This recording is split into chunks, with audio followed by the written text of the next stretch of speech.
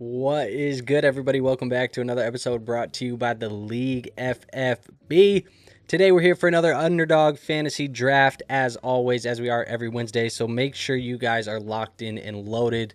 As Philip says, LFG boys, let's go. And Anthony, the first guy in here, appreciate you. Now I will say we are already loaded up into a draft, so we are ready to rock and roll already. We are going to be in the Best Ball Mania tournament as always.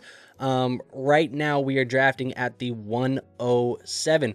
I got my Jahmyr Gibbs jersey on today. This is prime territory for some Jahmyr Gibbs when I'm looking at some of my fantasy football teams over here for my Best Ball Mania tournaments. I'm using Best Ball Overlay to give me this information. It is a little bit zoomed in, I apologize, but it won't be zoomed in on your screen if you guys are looking at this. Kind of shows us what we're drafting, how we're drafting. I can filter to Best Ball Mania. We haven't been doing a lot of 3 QB builds. We've been doing 3 tight end builds. So I want to do that today, kind of focus on maybe 3 QBs later.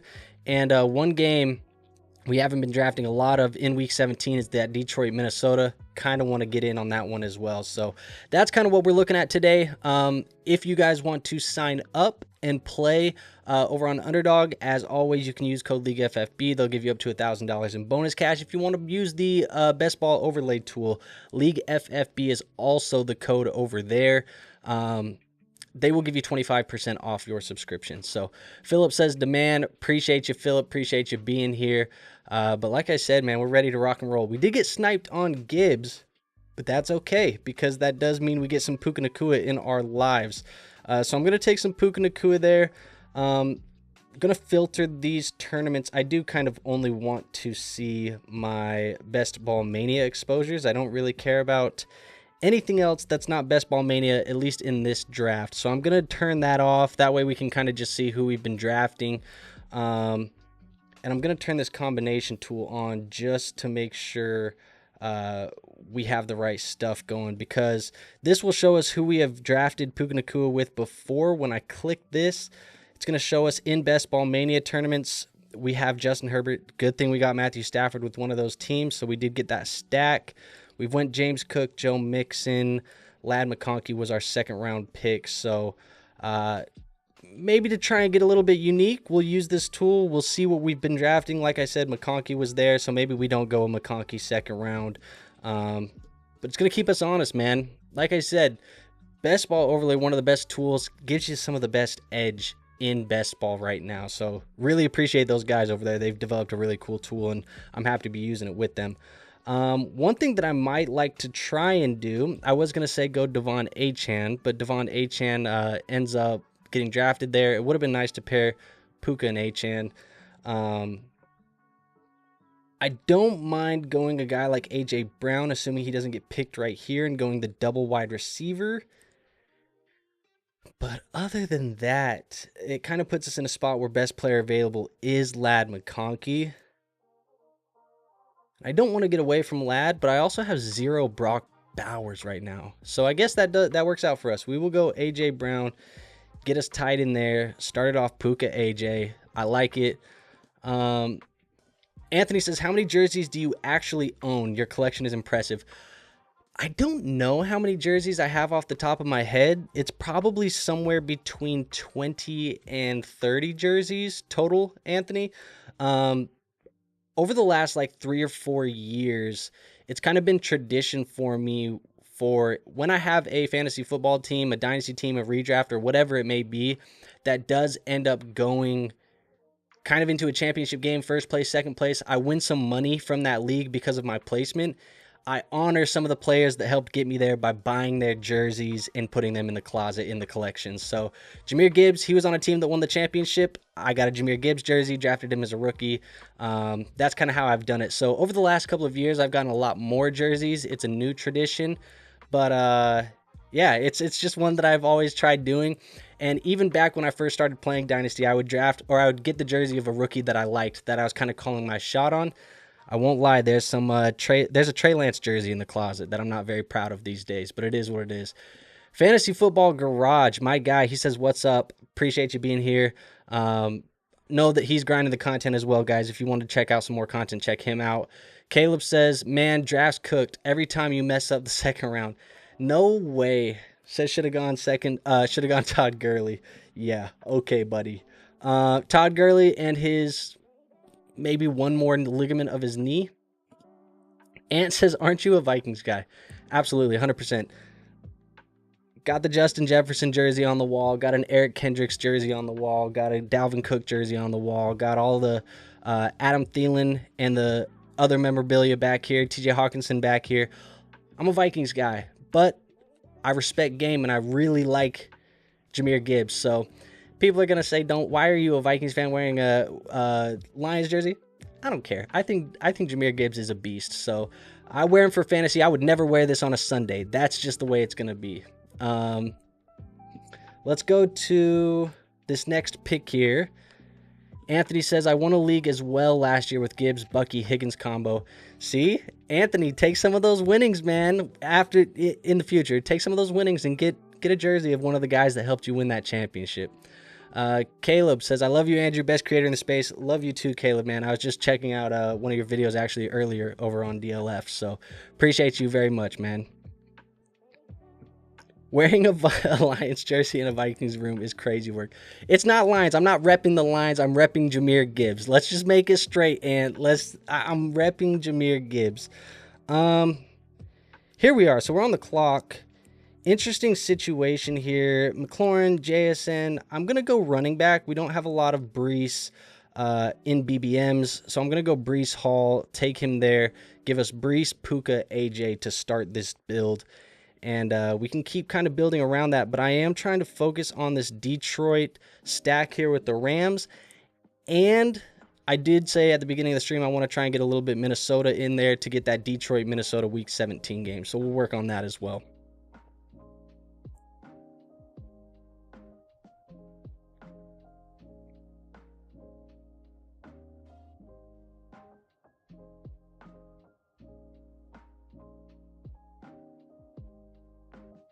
All right. Let's see. That next pick is at 42.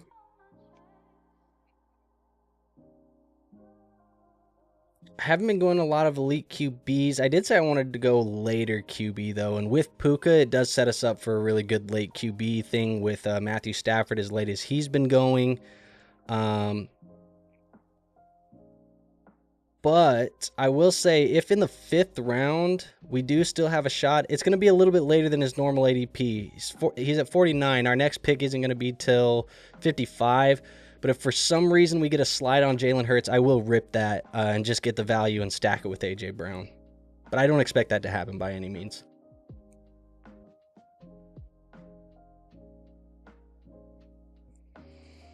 As we're lining this up, though, we could go with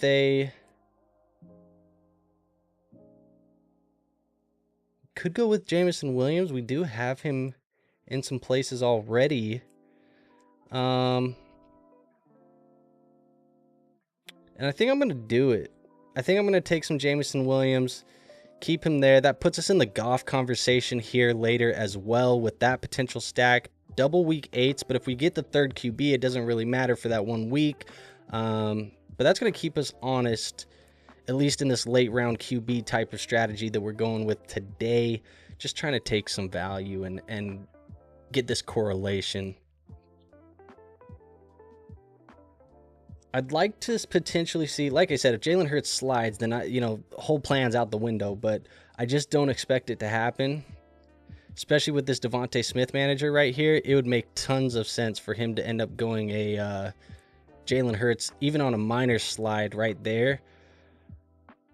But we'll see, man. Crazier stuff has happened. I feel like the best ball streets have been pretty crazy these days. Was in my Corgi draft, because you only get one Corgi entry, $7 tournament. I was in my Corgi draft, and let's just say there was somebody in there going crazy. I'm borderline worried that draft is going to get thrown out, but the picks weren't that far off. They were like 2 to 3 rounds off in ADP, but it was a little crazy. Like I said, these best ball streets have been insane lately. First a Gibbs Lions jersey, now Jameson. Sure, you a Vikings fan. Let me guess. Next picks are Packers and Bears. Look, I'll be honest. As a Vikings fan, maybe this sounds weird, maybe this sounds crazy, but as a Vikings fan, the only person in the division, I guess the only team in the division that I actually view as a rival is Green Bay. Everybody else, I don't really care. Like Detroit, I like Detroit. I think they've kind of been little brother for a long time. It's not any knock on the Lions, but I just don't have a reason to hate the Lions. You know what I mean? And then the Bears are the Bears. I ain't too worried about the Bears. It's Green Bay who I haven't liked for the majority of my career, and the reason why is because Aaron Rodgers. I haven't liked Aaron Rodgers. So I guess I don't have any Packers jerseys. I probably will never have Packers jerseys unless they really have a guy that I like. But Lions, Bears, I ain't too worried about them, man. Lions, Tigers, and Bears, we ain't worried. We did have Jalen Hurts come off the board. That is going to put us in an interesting situation here, but we are in prime wide receiver territory. And I will be totally real with you guys. I haven't been drafting any of Calvin Ridley this year, and I'm going to do it for the folks at home. Another late round stack with Cam Ward potentially that we could do. But I haven't been drafting any Calvin Ridley. One of the lowest percentile exposures that I have right now. I'm switching it up today. I'm switching it up. Scribbles, my guy, he says, "Hey Andrew, how you doing?" I'm doing good, man. I appreciate you being here. Good to see you in the chat again. Hits me with the salute and says, "How would you rank Mixon, Kamara, and Chuba on underdog?" For me, I think I would put it Mixon, Chuba, Kamara in that order for me. And then he says the Mavs took Cooper Flag. I'm shocked. Yeah, NBA draft right now, Cooper Flag, nobody was surprised by that. I think I saw on DraftKings and FanDuel, he was like minus 10,000 or something like that. Like if you bet $14,000 or something, you would have won like $40. So if you bet 14,000, you could have won $40. All right, let's see what we can do here with this next pick. I might be dipping into the running back here. I've drafted a lot of Monty. I'm actually probably trying to get a little bit away from Monty right now. I need to start sprinkling more James Conner and more other players in this range. This is obviously just my BBM exposure that you guys are seeing right now, but even when you filter it like to all tournaments, even if we go to all tournaments, Monty 24%, and then you see guys like Quinshawn 3%, Caleb 1%, Swift 7%, Connor 7%. I need to get a little bit more diverse in that area over there. But we'll filter this back to Best Ball Mania and keep rolling there. Henderson might be an interesting pick right here, but I think James Conner is the pick that I want to make if he gets to us.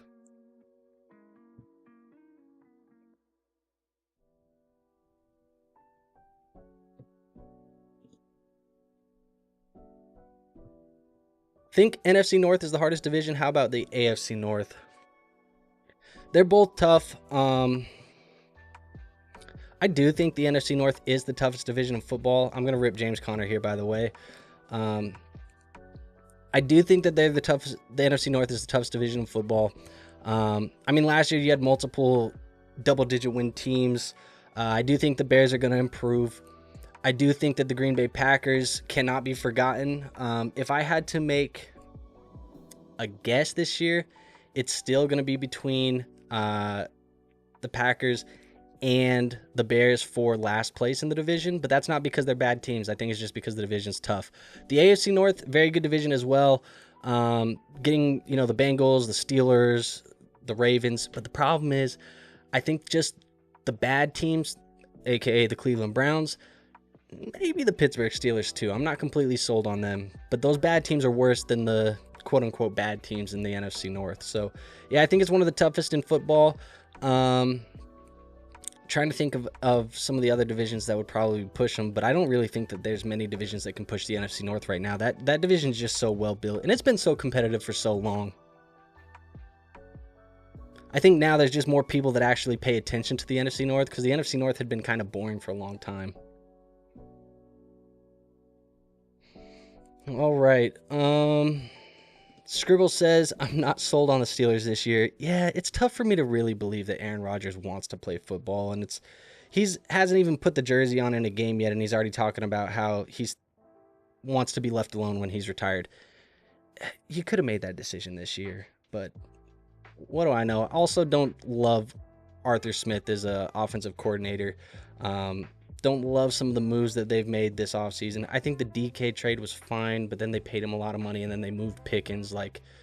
I don't know, man. Don't know. Not a big fan of what they got going on there. We are getting a little bit of a fall on Judkins. If Judkins falls, I don't mind ripping him here as well. But if he doesn't fall, I think I'm okay pulling the trigger, which it doesn't matter because he got picked. I think I'm okay pulling the trigger on a guy like...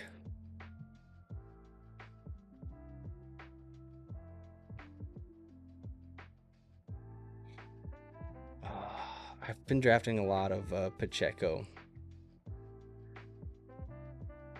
I think I'm going to draft Hawkinson here, man. I've been talking about wanting to get a 2 tight end build with 3 QBs. I wanted that Detroit game, that correlation. We do have that now. That puts us in the JJ McCarthy conversation as well as a potential stack. So let's just put some of these on the paper, I guess on the page here, of potential stacks we could target. Stafford, definitely one of them with Puka. I want to make sure we try and lock that one in. Goff with JMO is an interesting stack. Also week 8, but if we can get 2 guys, doesn't matter, or 3 guys, doesn't matter. Cam Ward, also another stack for us, and JJ McCarthy. All interesting. Honestly, getting any combination of these 3 would be just super ideal for us. Anthony says, I heard Arthur Smith and Upside in a comment together in another podcast. I immediately unsubscribed. I don't know. Maybe the running back situation. They're going to run the ball a lot. I don't know. But how is there going to be a split? I don't know. Scribble says their wide receiver 2 is Calvin Austin.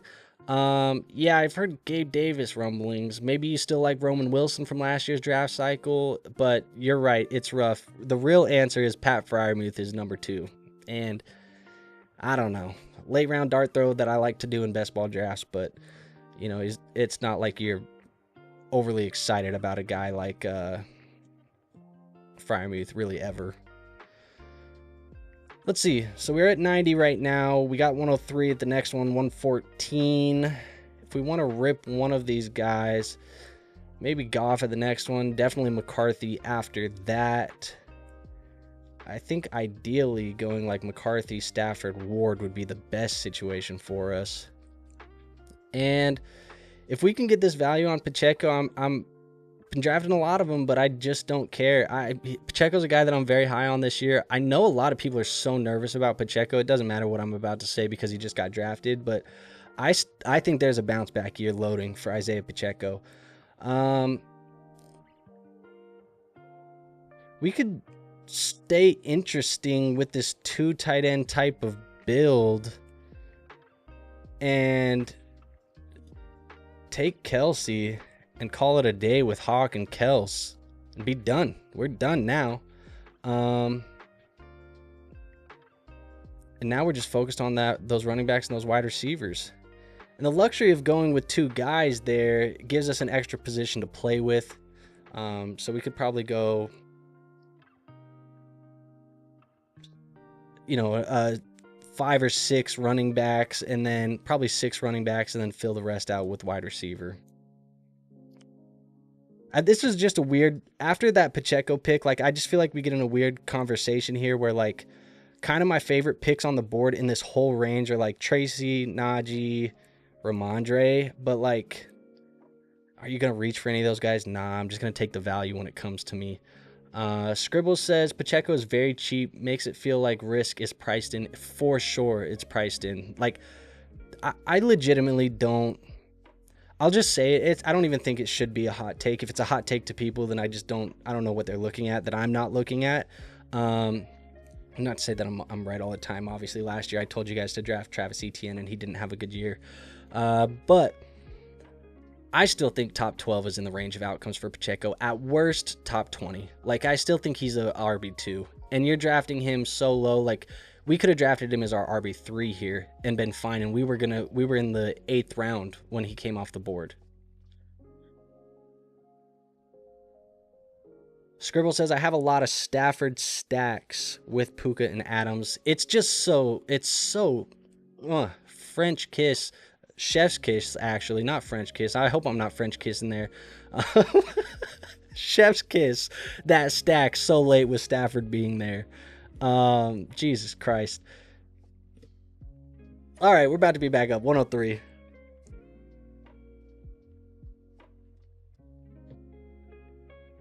Not a big fan of the Cooper Kupp pick, but he got him at a value. It was going to be interesting if he was still there for us.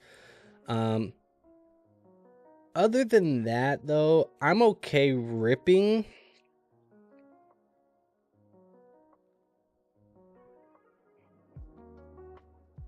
A running back here. Speaking of ugly, speaking of gross, it could just be Jaylen Warren. Get him involved. Best ball. I hate him in redraft lineup league types of formats because I think it's going to be inconsistent, but PPR upside in a best ball, you get the best weeks and you leave the trash on the bench.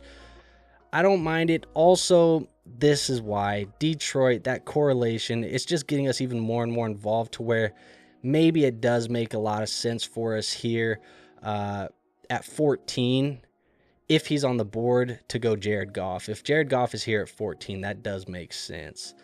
But I think the thing we have to worry about is as you get to this turn here, this back end turn, a lot of times the Amon-Ra St. Brown owner is back there and they want to stack that with Jared Goff, which I don't blame them.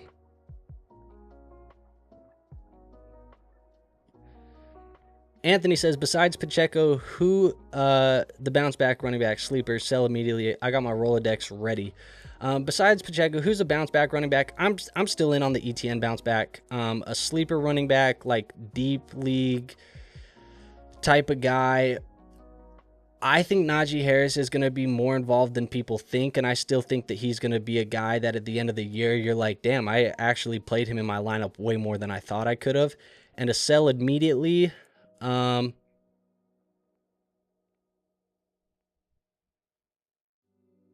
names that come to mind are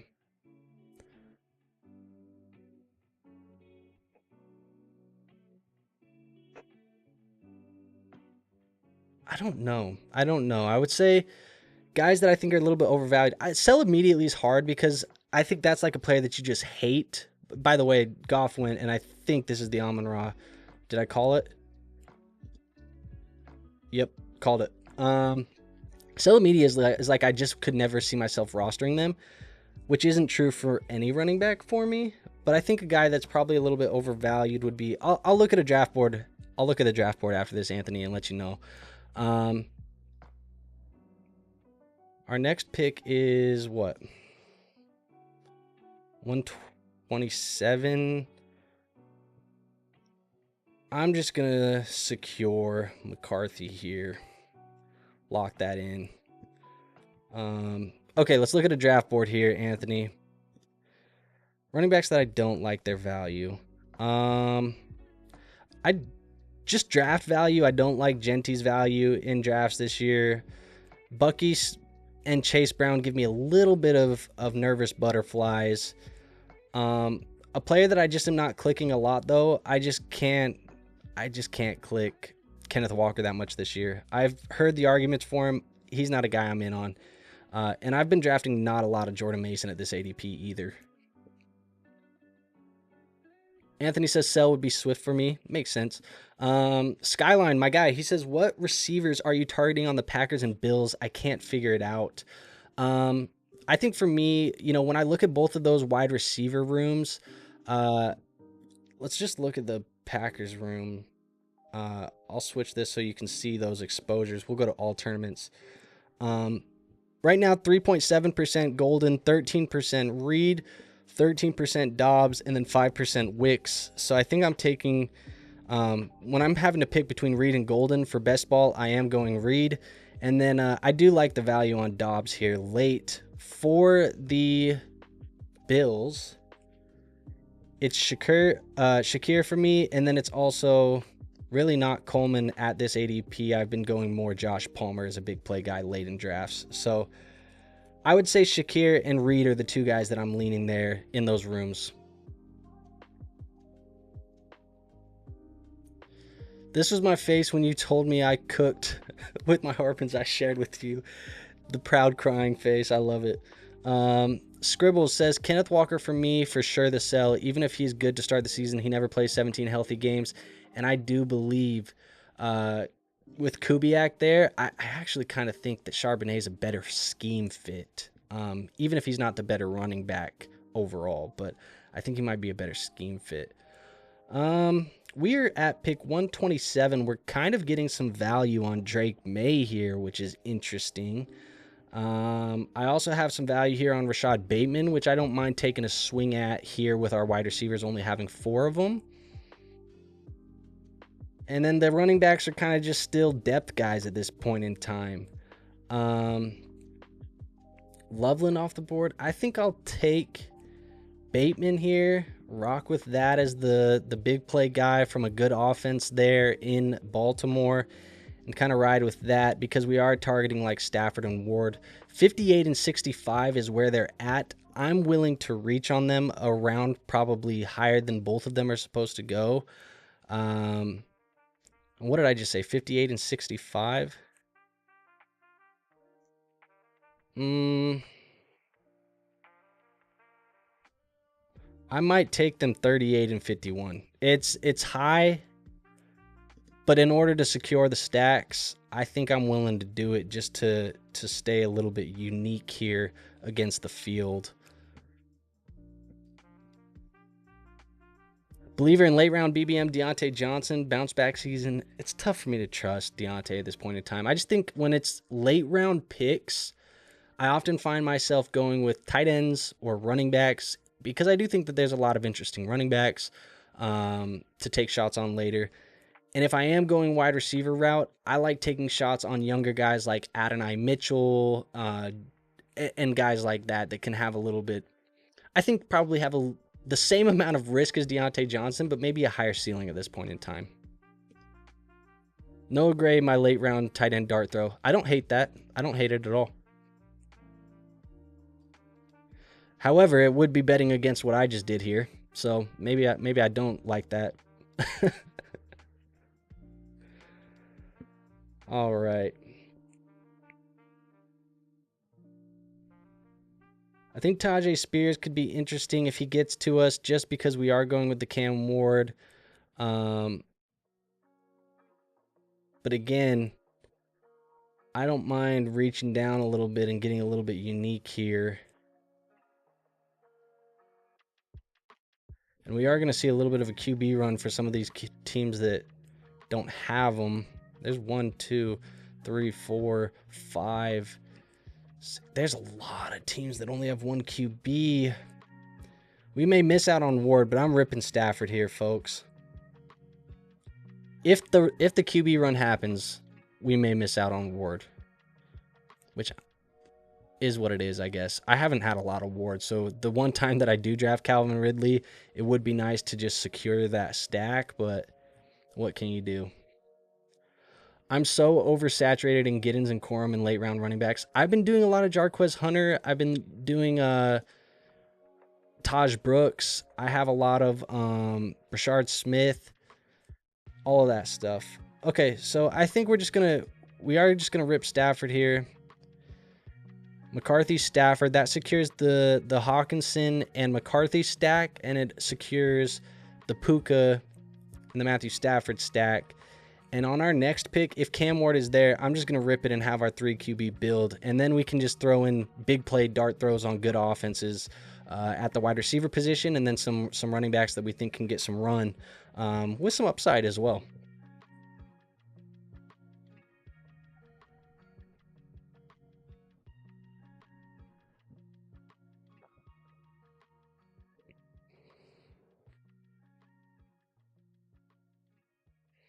We'll keep this up here just in case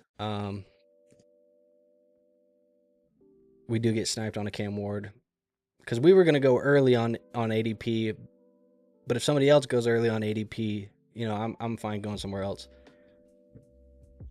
Adam, what up, dude? He says, yo, appreciate you being here, man. Anthony, Rattler or Shuck winning the QB1?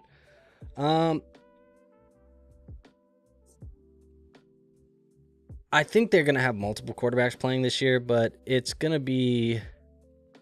I think it's going to be Tyler. I think he ends up winning it. This is the staff that drafted him. The staff that's in the building right now, they didn't draft Rattler.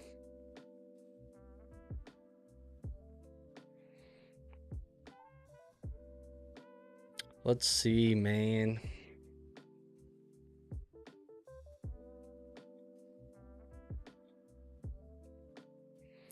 What do you guys think? Should we reach on the Ward just to secure it, or should we let it push? I feel like letting it push is somewhat risky. But we're getting some okay value on Rachaad White, which wouldn't be a bad running back for this build.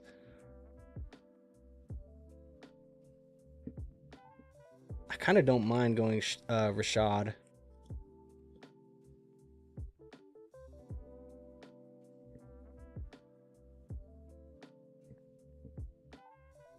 Tua's still there. Gino. I'm going to gamble. We may get caught out in the dark, but I'm going to do it. I'm going to do it. Playing the game. What can you say, man? Now the nerves start to hit, right? You see all these picks come off the board, and you just pray Cam Ward's name isn't there. 165 is the ADP. We would be looking to try and push to 162. It's doable.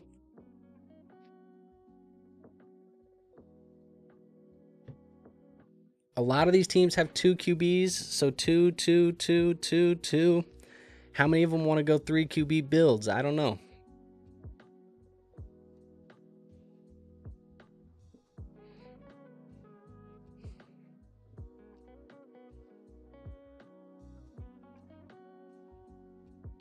It's a dangerous game.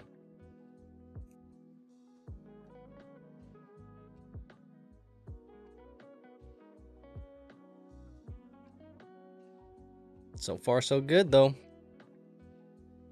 I do think Tua is the better pick than Cam Ward. Personally, I would anticipate Tua to have more fantasy points than Cam Ward, assuming both players have a full 17-game season. But for this specific build with Calvin Ridley here, it's hard for me to turn that down.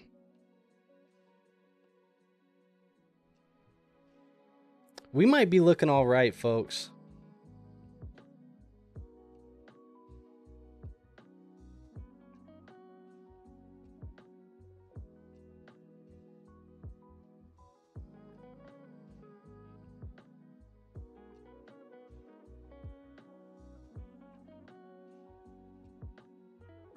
This is the worry.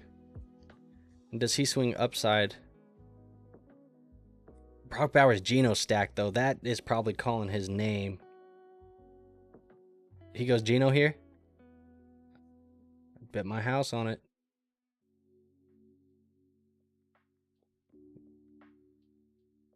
Yeah, baby. What did I say?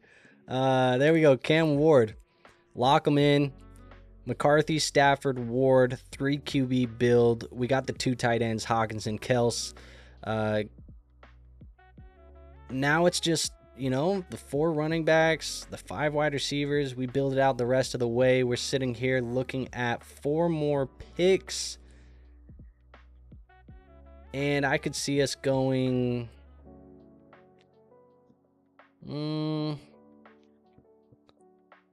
probably 6 and 7 here. 6 running backs, 7 wide receivers.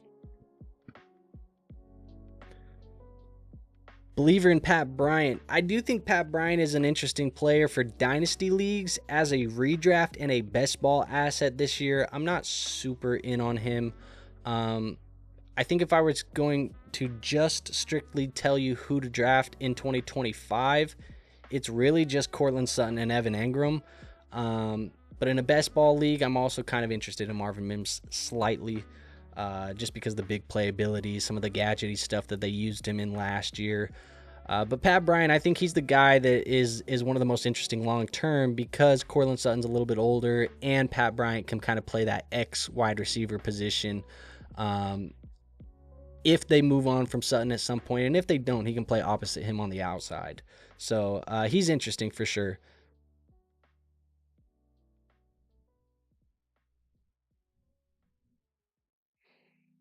I think I'm going to try and go with this next pick, Rico.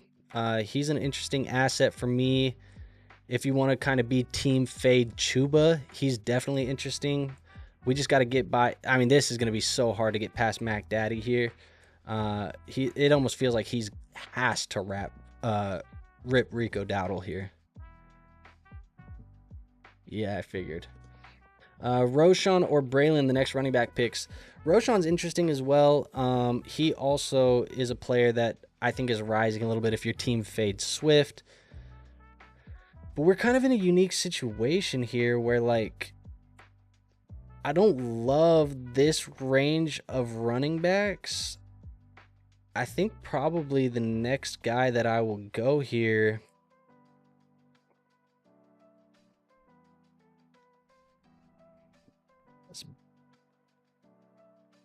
I kind of wanted to go Michael Wilson. I think I am going to go Michael Wilson. Get some big play Kyler. I'm still a Kyler believer. Get that. Hopefully they just don't sign. Somebody in the stream, the other night, I feel so bad that I don't remember the name, but there's so many names that hit this chat every time that it's hard for me to remember everything. But somebody said that they felt like Amari Cooper could be a good fit here in Arizona, and I don't disagree. I actually really like the fit when they mentioned that. So that's interesting for sure. But I also don't mind like a Diami Brown pick here. I think this is the range where like I'm okay to rip another running back, potentially a Dylan Sampson. Is another guy that I've been drafting a lot of. Giddens, potentially. There's a lot here to like. This is where you're in the running back lottery here.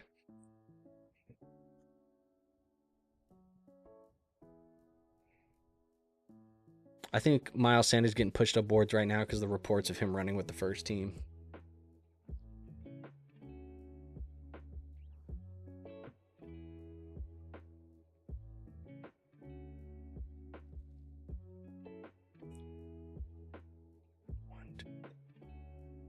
I don't mind some Jalen Noel as well, especially if there was an injury to a guy like Christian Kirk this year. And we're getting a little bit of a value on Jalen Noel. He's in. I actually might rip this. Benny Hanna is too smart for his own good.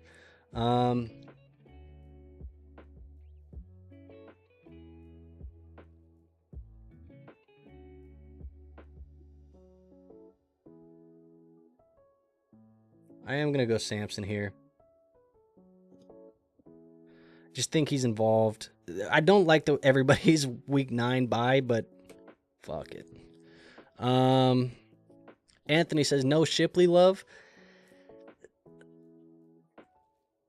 It's hard for me to envision a scenario. It's tough, right? Because you play this game of you want the most chances for these players to hit your lineup, because at the end of the day, the first way for you to qualify to even be in the money-making situation in these tournaments like BBMs are having the most total points, right? When the weeks 1 through 14 is done. And it's hard for me to envision a situation where Shipley is getting points and making a difference for your lineup unless there's a Saquon injury. So to me, he is strictly a player that you are drafting and hoping Saquon gets injured, and that's just not the route that I've been wanting to go. In fact, as somebody who's drafted a good amount of Saquon Barkley this year, I definitely am not willing to, bet on a Will Shipley involvement. It just feels like if Saquon's healthy, he's the guy. And there's just no chance Shipley hits your lineup if Saquon is healthy. Skyline says, who's your favorite rookie wide receiver to take a chance on this year? Good question. Really good question. I'd have to think a little bit. I'll pull up the draft board here in a second, Skyline. After we make this pick, I'll pull up the draft board and we can kind of look and talk about some potential guys that I like. But I probably need to see a board to make sure I'm not missing any names. I need to make sure we get another running back that is playable that's not week 9. I think I'm going to go Jarquez.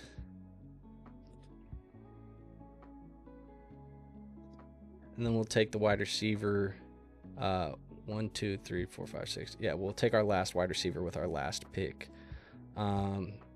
Because we just have the one. Yep. Okay, so looking at this draft board here, Skyline, who's one of my favorite rookie wide receivers to take? I think if I'm just looking at some of these names, I haven't been drafting a lot of Tet. I haven't been drafting a lot of Travis Hunter. I haven't been drafting a lot of Matthew Golden. Let's keep going. I've been drafting an okay amount of Jaden Higgins. He's probably one of my guys to take. Trey Harris has been a guy that I've been taking. Kyle Williams I've been taking as well. And then outside of that, it's about it. I'd say it's probably Trey Harris or Jaden Higgins are two of the guys that I've been drafting the most. One of those two guys. I just like the value at where they're at, and I like the offenses they're in. Skyline says, Trey Harris is so interesting to me. What a talent, but is Harbaugh going to throw it much? I think he does. Last year, second half of the year, they were throwing the football at a very, very decent rate, and I do think that he's a very clear upgrade to what they had in Quentin Johnston last year. He's very interesting, and I like him for best ball purposes. And where you can draft him, you can also get the Justin Herbert stack, and you're not having to pay up for the Ladd McConkey. You can kind of get the Trey Harris Herbert one, which is a much cheaper version, but you still kind of get some big play potential with that. We're kind of getting some value here. It's just tough. I feel like Nick Chubb has been such a good value, but we're kind of done at running back here. I just really want to be at wide receiver. And I think for this team, I'm going to be in on Wicks. I think Dontavion Wicks is my selection here. Bye week is clean, doesn't really interfere with lots, and then you also get some. Yeah, we're going Wicks. I was gonna say you also get some correlation with Bateman in that championship week. If Green Bay is in a shootout and maybe there's an injury to a Green Bay wide receiver, you're lucky enough to make it that far. Minor correlation. It's not like I was really super targeting that, but it's something I looked at least to make that decision. So we do have the team here, folks. It is J.J. McCarthy, Matthew Stafford, Cam Ward, with the running backs being 6 of them: Breece Hall, James Conner, Jalen Warren, Rashad White, Dylan Sampson, and Jarquez Hunter. You have Puka Nacua, A.J. Brown, Jamison Williams, who does get this double correlation with Stafford and J.J. McCarthy, plus stacked with Jared Goff. So big year from Jamison Williams would be great for us if he breaks out and really emerges. Ridley stacked with Cam Ward. Actually, we don't have Goff. I lied.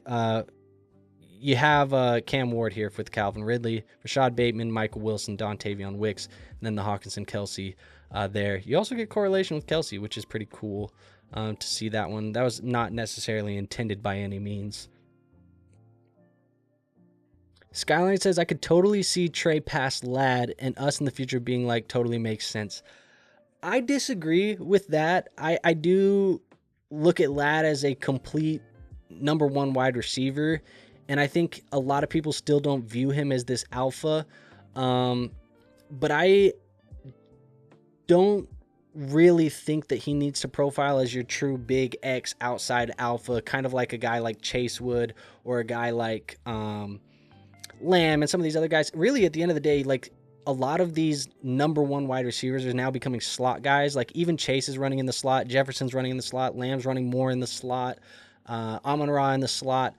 I think he can be a very, very, very high-end fantasy football contributor for the next 5 years. But I don't discredit Trey Harris when I say that, because I do believe that Trey Harris can still be involved. But to me, I think Ladd McConkey, man, is the real deal. I could see a situation where Ladd goes out this year, gives us a kind of similar performance as he did as a rookie, and then in 2026, we're looking at Ladd McConkey the same way we're kind of looking at like Puka. I could see that happening potentially. But I'm just high on Ladd, man. I think Ladd is elite. But that's it, man. That is it for this team. That is it for this stream. What I'll do is I will update you guys real quick on my exposures. We'll look over here at Best Ball Overlay. Let's see what we got.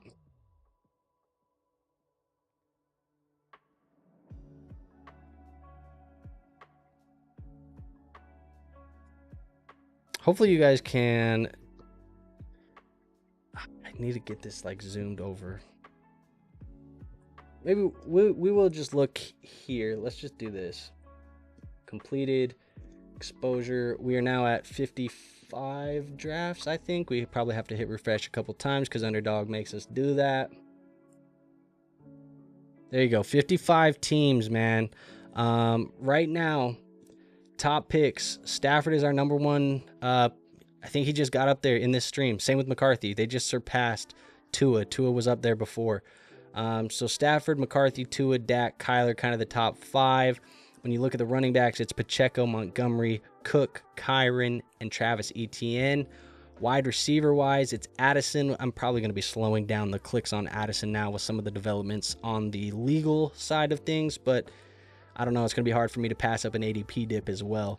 McMillan's up there, Romo Dunze, Nico Collins, Chris Olave, and then at the tight end position, it's Kincaid, Schultz, Kelsey, Ferguson, Otten, and we'll see what those look like too after these active drafts get completed, because we are currently in like 14 slows, maybe 12 slow drafts at the moment. So that is really it, folks. Really nothing else for you guys today. I will encourage you, if you want to play some best ball, you want to get involved, use code LEAGUEFFB over on Underdog.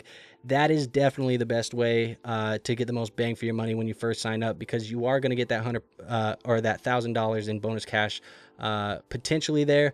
Plus, you also get a free pick'em that is basically a freebie. It's probably going to be baseball now that the NBA is over, but I would encourage doing that if you want to use Best Ball Overlay to kind of see the correlations, the exposures live when you're drafting like we did today. That is also on Best Ball Overlay, code LEAGUEFFB for 25% off. And do all the good stuff for us over here on YouTube, man. Like, comment, subscribe.